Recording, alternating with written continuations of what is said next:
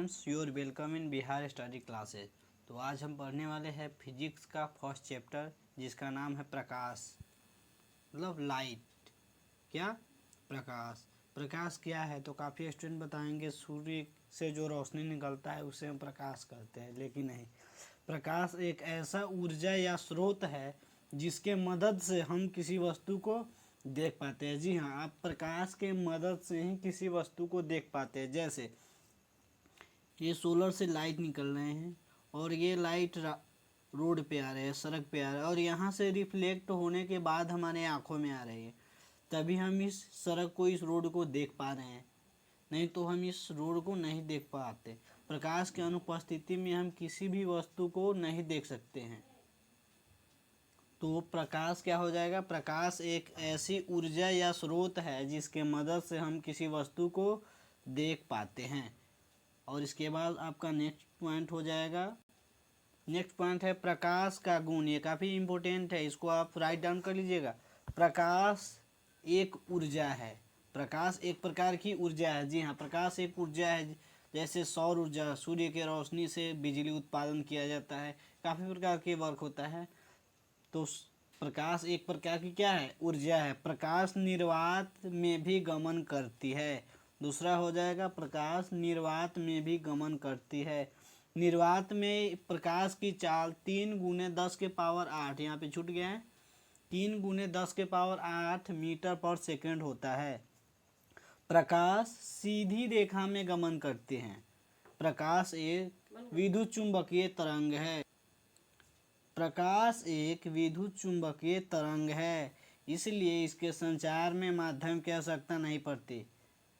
प्रकाश क्या है? एक विद्युत चुंबकीय तरंग है, इसलिए इसके संचार में माध्यम की आवश्यकता नहीं पड़ती। इसके बाद नेक्स्ट पॉइंट हो जाएगा, सूर्य के प्रकाश को पृथ्वी तक पहुंचने में 8 मिनट 20 सेकेंड का समय लगता है। सूर्य के रोशनी को जो कि सूर्य से निकलती है उसे पृथ्वी तक, हमारे पृथ्वी अर्थ तक पहुंचने में 8 मिनट 20 सेकेंड का समय लगता है। कितना समय लगता है?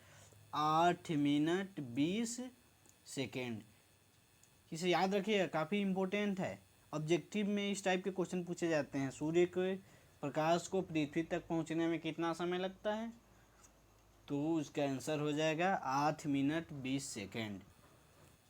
इसके बाद आपका एक नेक्स्ट पॉइंट हो जाएगा विवर्तन। विवर्तन क्या है? विवर्तन, यदि प्रकाश के पथ पर किसी छोटी वस्तु को रख दिया जाए तो प्रकाश सीधे चलने के बजाय अपने पथ से थोड़ा विचलित हो जाता है। इस घटना को प्रकाश का विवर्तन कहते हैं। यदि आप प्रकाश के माध्यम में उसके पथ पे छोटा सा वस्तु रख देते हैं तो वो अपने दिशा से क्या हो जाता है? विचलित हो जाता है। जैसे कि देखिए, यहाँ पे टॉर्च है, ये प्रकाश ऐसे जाते, ठीक है, ऐसे समतल जाते, लेकिन यहाँ पे किया क्या गया है? यहाँ पे कोई छोटा सा वस्तु रख दिया गया है, जिस वजह से प्रकाश यहाँ से सीधा न जा कर के यहाँ से विचलित हो गया है। प्रकाश क्या हो गया है? विचलित हो गया है। तो प्रकाश के पथ पर यदि कोई छोटा वस्तु रख दिया जाता है जिसके कारण प्रकाश सीधी जाने के बजाय अपने पथ से थोड़ा विचलित हो जाती है, इस घटना को क्या कहते हैं? प्रकाश का विवर्तन कहते हैं। अब आ गया नेक्स्ट पॉइंट, प्रकाश का स्रोत। प्रकाश का स्रोत क्या है? प्रकाश का स्रोत से आप क्या समझते हैं? तो जहाँ से प्रकाश निकलती या उत्सर्जित होती है उसे प्रकाश का स्रोत कहते हैं। जैसे जलता हुआ बल्ब, मोमबत्ती, लालटेन, ये सभी क्या हो जाएगा? प्रकाश का स्रोत। प्रकाश का स्रोत दो प्रकार के होते हैं, एक प्राकृतिक स्रोत और दूसरा मानव निर्मित स्रोत। प्राकृतिक स्रोत में आ जाता है सूर्य, तारा, जुगनी, जिसे हम देहात में भगजोगनी के नाम से भी जानते हैं, और मानव निर्मित में आ जाएगा मोमबत्ती, बल्ब और लालटेन। तो प्रकाश के स्रोत कितने प्रकार के होते हैं? प्रकाश के स्रोत दो प्रकार के होते हैं, प्राकृतिक और मानव निर्मित। प्राकृतिक में आ जाते हैं सूरज, तारा और जुगनू, और मानवकृत में क्या आ जाता है? मोमबत्ती, बल्ब और लालटेन। जो ये आ गया, ये किस में आता है? ये बल्ब है और ये मोमबत्ती है, ये दोनों किस में आ जाते हैं, ये आ जाते हैं मानव निर्मित स्रोत में। क्या, मानव निर्मित प्रकाश के स्रोत में आ जाते हैं बल्ब और मोमबत्ती। इसके बाद आ जाता है आत्मदीप्त, प्रदीप्त या दीप्तिमान, तीनों एक ही होता है। आत्मदीप्त, प्रदीप्त या दीप्तिमान, जो स्वयं प्रकाश उत्सर्जित करता है उसे आप प्रदीप्त, दीप्तिमान या आत्मदीप्त कहते हैं। जैसे सूर्य, तारा, जुगनू, ये स्वयं प्रकाश उत्सर्जित करता है, ठीक है। और उसके बाद नेक्स्ट पॉइंट हो जाएगा अदीप्त और अप्रदीप्त, जो स्वयं प्रकाश उत्सर्जित नहीं करता है लेकिन प्रकाश के उपस्थिति में दिखाई देता है, उसे आप अदीप्त कहते हैं। क्या कहते हैं, अदीप्त। जैसे चंद्रमा, चंद्रमा के पास खुद का अपना प्रकाश नहीं होता लेकिन सूर्य के रोशनी से वो चमकता है, तो ये क्या हो जाएगा, अदीप्त हो जाएगा। टेबल, टेबल में प्रकाश नहीं होता लेकिन सूरज का, बल्ब का प्रकाश रिफ्लेक्ट होकर हमारे आंखों में पड़ता है, जिस वजह से ये दिखाई देते हैं, इसलिए ये अदीप्त हो गए। कुर्सी, कुर्सी भी सेम अदीप्त। इसके बाद आपका आ जाएगा प्रकीर्णन। प्रकाश जब सूक्ष्म कणों पर पड़ती है, प्रकाश जब सूक्ष्म कणों पर पड़ती है तो कण उन पर पड़ने वाली प्रकाश के ऊर्जा को अवशोषित कर फिर उसे चारों ओर विकिरित कर देती है। इस प्रक्रिया को क्या कहते हैं, प्रकाश का प्रकीर्णन कहते हैं। क्या हो जाएगा, प्रकाश जब सूक्ष्म कणों पर पड़ती है तो कण उनमें पड़ने वाली प्रकाश के ऊर्जा को अवशोषित कर फिर उसे चारों तरफ क्या कर देती है, विकिरित कर देती है, अर्थात फैला देती है। इस प्रक्रिया को प्रकाश का प्रकीर्णन कहते हैं। क्या कहते हैं, प्रकाश का प्रकीर्णन। उसके बाद आ जाएगा किरण पुंज किसे कहते हैं। यहाँ गलत हो गया है, पंज काइन या कुछ लिखा गया है, किरण पुंज किसे कहते हैं, किरण पुंज, यहाँ पे पुंज हो जाएगा। प्रकाश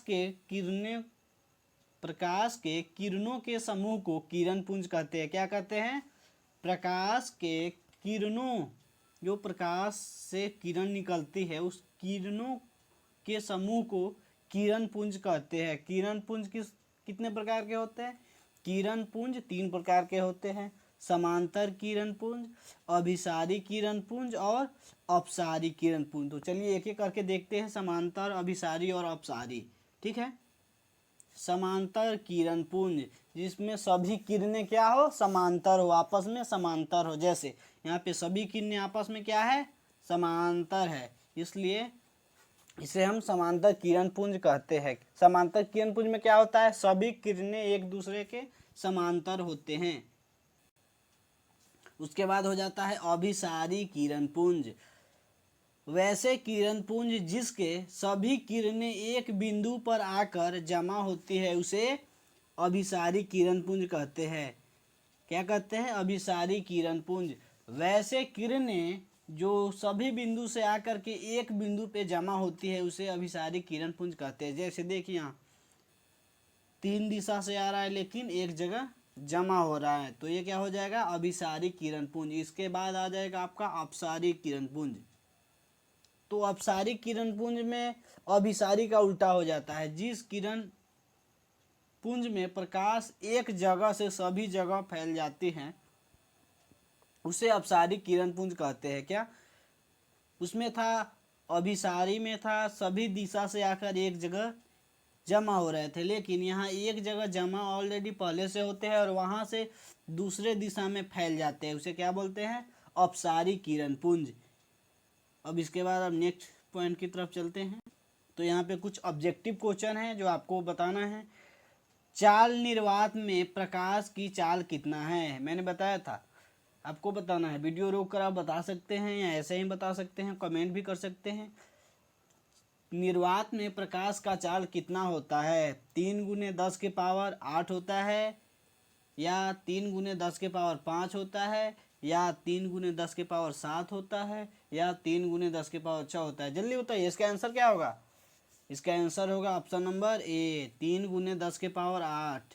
चाल निर्वात में प्रकाश का चाल कितना होता है, 3 गुने 10 के पावर 8। इसके बाद चलते हैं नेक्स्ट क्वेश्चन की तरफ। तो हमारा नेक्स्ट क्वेश्चन हो जाएगा जो कि क्वेश्चन नंबर 2 है, निम्नलिखित में से कौन सा कथन सत्य है। सत्य समझते हैं अर्थात सही है। निम्नलिखित जो 4 ऑप्शन दिए गए हैं उसमें से कौन कौन से कथन सही है। तो देखते हैं, पहला ऑप्शन ए नंबर दिया हुआ है, प्रकाश सीधी रेखा में गमन करती है। दूसरा ऑप्शन दिया हुआ है, प्रकाश एक प्रकार की ऊर्जा है। तीसरा दिया हुआ है, प्रकाश विद्युत चुंबकीय तरंग है। और चौथा ऑप्शन डी नंबर दिया गया है, इनमें से सभी। तो आंसर क्या होगा, आंसर इसका हो जाएगा इनमें से सभी, क्योंकि प्रकाश सीधी रेखा में गमन भी करती है, प्रकाश एक प्रकार की ऊर्जा भी है, एक प्रकार के स्रोत भी है, और प्रकाश विद्युत चुंबकीय तरंग भी है, जिसके लिए इसके माध्यम में संचार की आवश्यकता नहीं होती। तो यहाँ ऑप्शन नंबर डी करेक्ट हो जाएगा, इनमें से सभी। इसके बाद चलते हैं अगले पॉइंट की तरफ, जो कि है पारदर्शी। जिसके आर पार देख सकते हैं या जिसके आर पार देखा जा सके उसे बोलते हैं पारदर्शी। पार पार अर्थात आर पार, और दर्शी मतलब देखा जा सके। क्या, जिसके आर पार देखा जा सके उसे क्या बोलते हैं, पारदर्शी। जैसे जैसे में हवा हो जाएगा, आप हवा को आर पार, हवा के आर पार देख सकते हैं पानी, पानी के आर पार देख सकते हैं शीशा, आप शीशा के आर पार भी देख सकते हैं। तो ये क्या हो जाएगा, पारदर्शी। जिसके आर पार देखा जा सके वो हो जाएगा पारदर्शी। इसके बाद आ जाएगा आपका अपारदर्शी। अपारदर्शी, पारदर्शी का विपरीत अपारदर्शी, जिसके आर पार नहीं देखा जा सकता है या जिसके आर पार नहीं देख सकते हैं उसे क्या बोलते हैं, अपारदर्शी। जैसे जैसे कि हो जाएगा ईंट, काला कपड़ा, इसके आर पार आप नहीं देख सकते। ईंट के आर पार आप देख सकते हैं, जी हाँ, आप ईंट के आर पार नहीं देख सकते, इसलिए क्या हो जाएगा, अपारदर्शी। इसके बाद आपका नेक्स्ट पॉइंट हो जाएगा पारभासी। पारभासी, पारभासी क्या होता है, पारभासी जिसके आर पार धुंधला दिखाई देता है। क्या, जिसके आर पार धुंधला दिखाई देता है, सही दिखाई भी नहीं देगा और ऐसा भी नहीं है कि दिखाई नहीं देगा, धुंधला दिखाई देगा। क्या दिखाई देगा, धुंधला। जिसके आर पार धुंधला दिखाई दे उसे पारभासी कहते हैं। जैसे तेल लगा हुआ पेपर, जैसे तेल लगा हुआ पेपर, घिसा हुआ शीशा या घिसा हुआ कांच, उसे क्या बोलते हैं, पारभासी। तो चलते हैं अगले टॉपिक की तरफ। अगले टॉपिक क्या है, तो आगे आपको क्वेश्चन मिल जाएगा जो अभी बताया, इसमें से ही क्वेश्चन है, निम्नलिखित में से कौन सा पदार्थ अपारदर्शी है। अपारदर्शी अर्थात जिसके आर पार नहीं देखा जा सके। क्या, जिसके आर पार नहीं देखा जा सके। तो इसमें देखिए किसके आर पार नहीं देख सकते हैं, शीशा के आर पार आप देख सकते हैं, नहीं देख सकते हैं, देख सकते हैं। तो ये आपका ऑप्शन नहीं होगा। तेल लगा कागज के आर पार आप नहीं देख सकते हैं, देख सकते हैं लेकिन धुंधला दिखाई देगा, इसलिए ये हो जाएगा पारभासी। और अपारदर्शी पूछा है तो ये भी गलत। ईंट, हाँ, ईंट के आर पार आप नहीं देख सकते हैं, तो ईंट क्या हो जाएगा, अपारदर्शी। तो ऑप्शन नंबर बी आपका करेक्ट हो जाएगा। उसके बाद अगला क्वेश्चन दिया हुआ है, निम्नलिखित में से कौन सा, सॉरी यहाँ पे परभासी लिखा हुआ है, पारभासी है।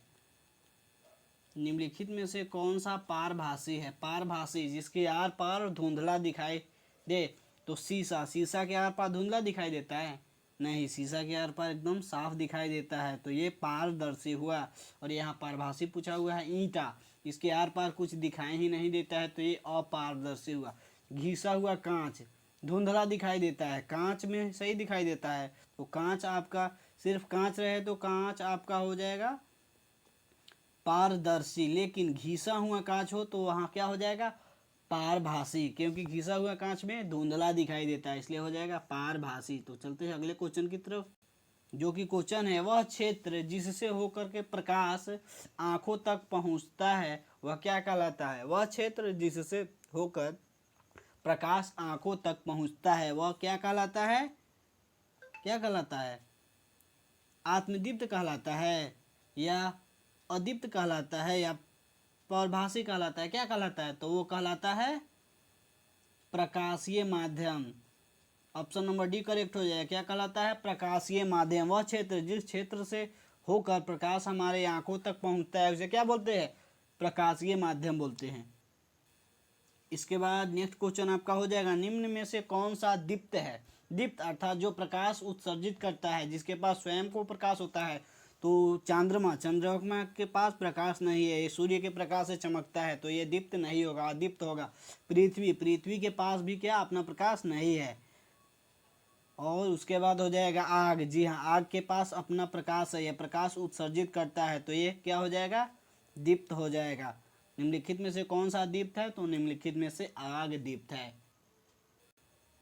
इसके बाद नेक्स्ट पॉइंट आ जाएगा जो कि काफ़ी इंपॉर्टेंट है, वो है प्रकाश का परावर्तन। क्या है, प्रकाश का परावर्तन। जब प्रकाश किरण किसी सतह से टकराकर अपने ही माध्यम में लौट जाता है, तो लौटने के घटना को क्या कहते हैं, प्रकाश का परावर्तन कहते हैं। प्रकाश का परावर्तन कहते हैं। प्रकाश का परावर्तन क्या होगा, जब प्रकाश किरणें किसी सतह से टकराकर अपने ही माध्यम में लौट जाते हैं, तो इस लौटने की घटना को क्या, किसी सतह से टकराकर प्रकाश के लौटने की घटना को क्या कहते हैं, प्रकाश का परावर्तन कहते हैं। तो आइए इसका फिगर देखते हैं। देखिए यहाँ पे इसका फिगर दिया हुआ है प्रकाश का परावर्तन का। जैसे देखिए यहाँ से प्रकाश आ रहा है और यहाँ से टकरा कर फिर इधर इसी माध्यम में रिटर्न हो जा रहा है, ये क्या है, प्रकाश का परावर्तन। ये दर्पण या इसको हम छायांकित भाग भी कहते हैं, क्योंकि इस भाग में कोई प्रकाश नहीं आता है, इधर से ही प्रकाश टकरा कर लौट गया, तो ये जो भाग हो जाएगा क्या हो जाएगा, ये आपका छायांकित भाग हो जाएगा। क्या हो जाएगा, छायांकित भाग। तो इसके बाद यहाँ आपतित किरण, परावर्तित किरण, अभिलंब, आपतन कोण किसे कहते हैं, तो वो देख लेते हैं। ठीक है, इसके बाद देखते हैं आपतित किरण क्या है। क्या है, आपतित किरण क्या है, तो आने वाली किरण को आप क्या कहते हैं, आपतित किरण कहते हैं। जो किसी दीप्त पदार्थ से जो किरणें निकलती है उसे क्या कहते हैं, आपतित किरण कहते हैं। प्रवर्तित किरण किसे कहते हैं, तो टकरा कर वापस जो लौट जाती है, टकरा कर ये आने वाली को क्या कहते हैं, आपतित, आने वाली। और परावर्तित, टकरा कर लौट जाती है, उसे क्या कहते हैं, परावर्तित किरणें कहते हैं। जो किरणें टकरा कर वापस लौट जाती है उसे परावर्तित किरण कहते हैं। उसके बाद चलते हैं आपतन कोण और परावर्तन कोण। जैसे देखिए यहाँ पे दिया हुआ है अभिलंब, किसी सतह पर डाले गए लंब को क्या कहते हैं, अभिलंब। और आपतन कोण बताना है, तो ये आपका आपतित किरण था। क्या था, आपतित किरण था। और ये आपका परावर्तित किरण था। क्या था, परावर्तित किरण। तो आपतित किरण और अभिलंब, आपतित किरण और अभिलंब के बीच बनने वाले कोण को क्या कहते हैं, आपतन कोण।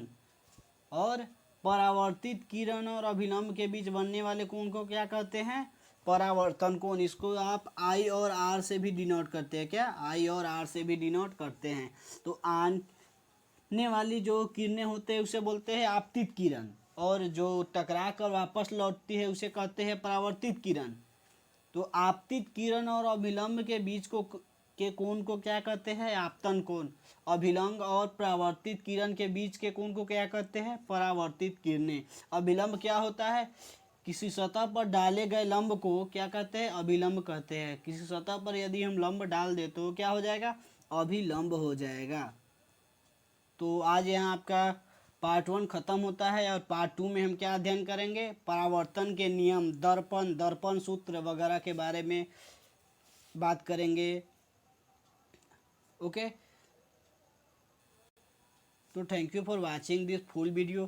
Please like and share and subscribe the channel for this type of interesting video. इसके बाद इस पे ऑब्जेक्टिव और सब्जेक्टिव का सभी चैप्टर और सभी सब्जेक्ट का क्वेश्चन आने वाले हैं, उसका रिवीजन पर्पस से भी आने वाले हैं। तो कृपया आप इस चैनल को सब्सक्राइब कर ले ताकि इस प्रकार के सभी वीडियो मिलते रहे। हाँ, यदि आपको कोई भी पॉइंट समझ में नहीं आया तो आपके लिए एक फैसिलिटी है, आप कमेंट कीजिए, आपको कमेंट पे रिप्लाई दिया जाएगा, या आपके लिए एक शॉर्ट वीडियो क्रिएट करके यहाँ पे डाल दिया जाएगा, जिससे आप आसानी से समझ सकते हैं। ओके बाय, फिर मिलते हैं नेक्स्ट वीडियो में।